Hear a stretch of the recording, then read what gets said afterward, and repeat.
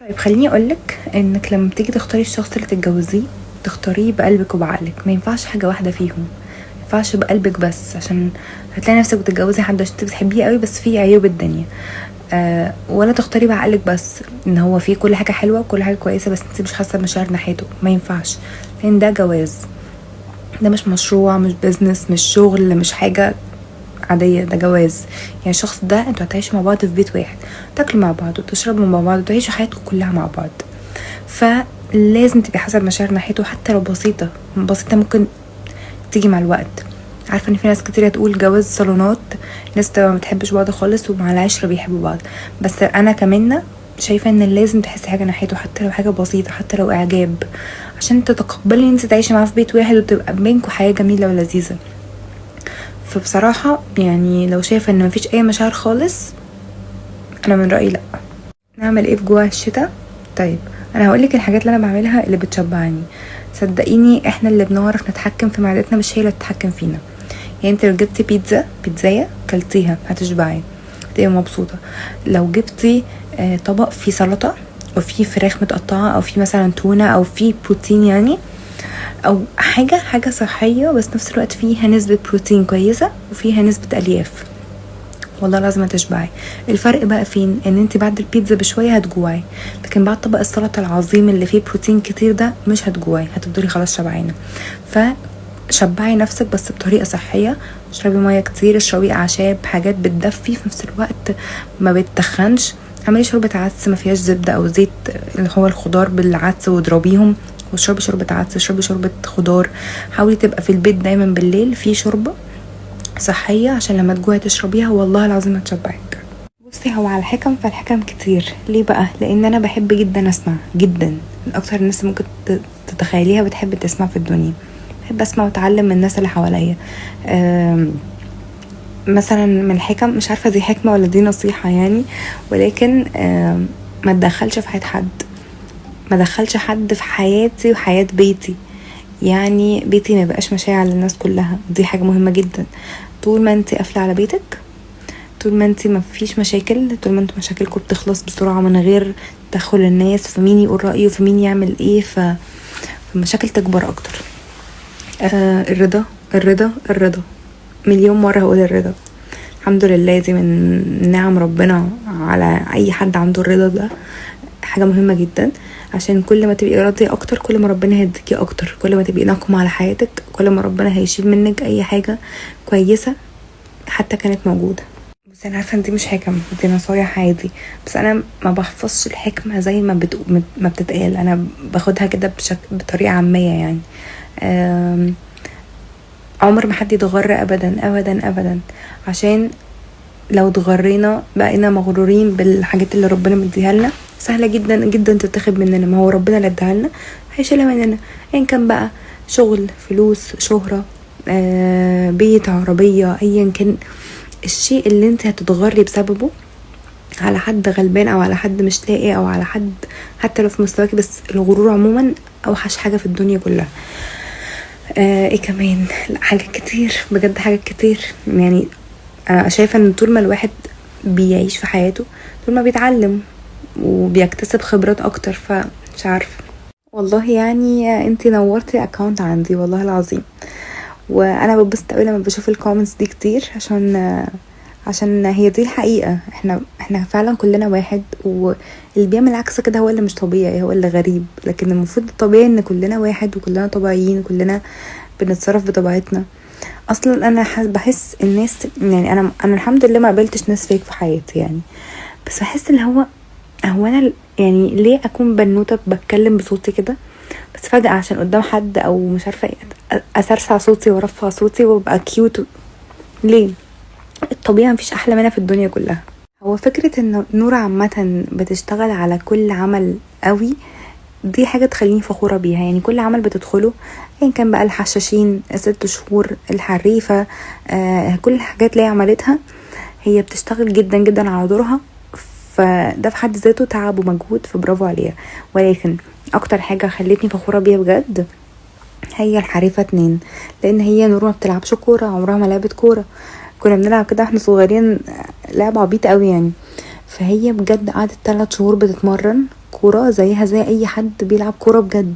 انتوا لو شفتوها بتلعب كوره يعني اكيد اخدتوا بالكم في الفيلم، هي بتلعب بجد مش بتهبل او مش عشان المشهد او كده، لا هي بتلعب بجد. فكنت فخوره بيها ان هي عرفت تعمل كده وعرفت تنجح في ده، وبنوته بتلعب كوره فما شاء الله عليها. حقك 100% تبقي خايفه ومش فاهمه حاجه، ده طبيعي جدا، ولكن اسمعي بقى نصيحه من اختك، ما تضيعيش احلى لحظات حياتك في الخوف والتوتر والقلق. انت دلوقتي مش عارفه تنامي بقالك يومين، ف يوم الولادة ده يوم جميل والله، ادعي بس كده ان ربنا يوفقك فيه وان تبقى ساعة سهلة. بعدها كمان بعد الولادة حاولي تتأقلمي وتتعايشي بسرعة، حاولي على قد ما تقدري عشان تستمتعي بلحظاتك الأولى مع البيبي بجد. وصدقيني ده رزق كبير من عند ربنا واحلى حاجة في الدنيا. متعب اكيد شوية في الاول، اكيد في قلة نوم، اكيد في بيبي لسه مش مرتاح، مش عارف يرضع ازاي، طب ياكل ايه، طب ينام ازاي، عايز يفضل في حضنك ويسمع دقات قلبك على طول. فيعني هدي نفسك كده وان شاء الله ان شاء الله يبقى احلى حاجة في الدنيا كلها بالنسبة لك. اولا انا بحبك اكتر. ثانيا ورد اللي انا هقوله ده مش كليشيه خالص على فكرة، دي الحقيقة بجد. ازاي بدخل نفسي في مود الحلو؟ بصلي اول حاجة. انا لو مش بصلي بس قدامي متعة الدنيا كلها انا ما بكونش مبسوطة، بحس ان انا متضايقه ومقريفه وفي حاجه في حياتي غلط، في حاجه في حياتي مخليني مش عارفه اتبسط. اولا بصلي وبقرب من ربنا.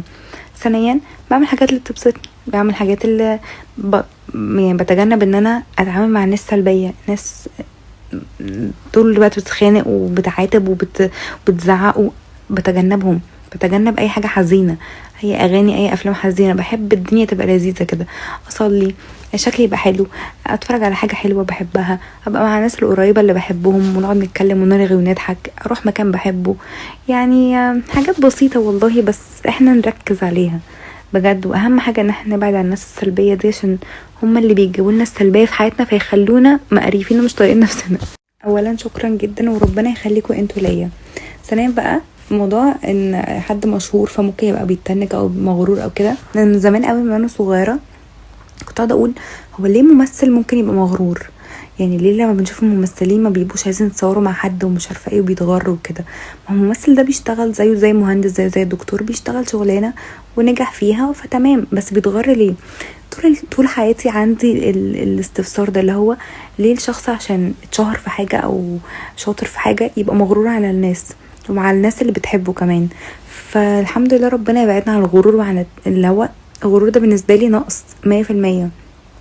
بالعكس هو الناس كلها واحد والناس جميله، ولما حد يجي يقول لي كلمه حلوه دي بشيلها فوق راسي، دي رضا ونعمه كبيره جدا عند ربنا جدا. ربنا يجعل دايما فيا كده القبول وتبقوا دايما بتحبوني، فبجد دي نعمه، ما اقدرش ابدا ان انا اعمل عكس كده طبعا. تحبي اقولك الجمله اللي الطنطات كانوا بيقولوها لي زمان ما كنتش بصدقها؟ انا عندي ارجع المدرسه والامتحانات اسهل بكتير قوي من تربيه الاطفال اكيد، بس لا، كل مرحله ليها جمالها وحلاوتها، فانتي اتبسطي بالمرحله دي والله لان هي جميله، والمرحله اللي انا فيها الحمد لله كويسه برضو، بس كل مرحله فيها صعوباتها. يعني امتحانات والمدارس دي والله العظيم انت تفتقديها، وانا عارفه انك بتقولي اكيد عمري ما هفتقد المدرسه واكيد عمرها ما هتوحشني.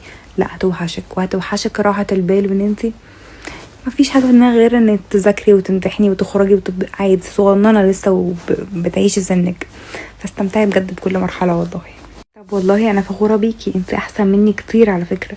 بصي انا ما بوظتوش، يعني لسه ملتزمه الى حد ما، باجي بالليل كده بجد بجد، ده مرض موضوع ان انت تتعودي بالليل تاكلي، ده مرض. عشان كده انا ما بقولش بقى انا بالليل هاكل ثمرة فاكهه، انا هاكل تونه، انا هاكل انا بقول انا صايمه صيام متقطع، فانا ممنوع اكل خالص، بأدب نفسي بجد. بس لسه واكله فشار من شويه بصراحه فبوظت النهارده، فبكره بقى يوم جديد ان شاء الله. شكرا جدا، احنا بنحبك اكتر. طيب ازاي تتعاملي مع حماتك، وهل بنقول لها يا طنط ولا يا ماما؟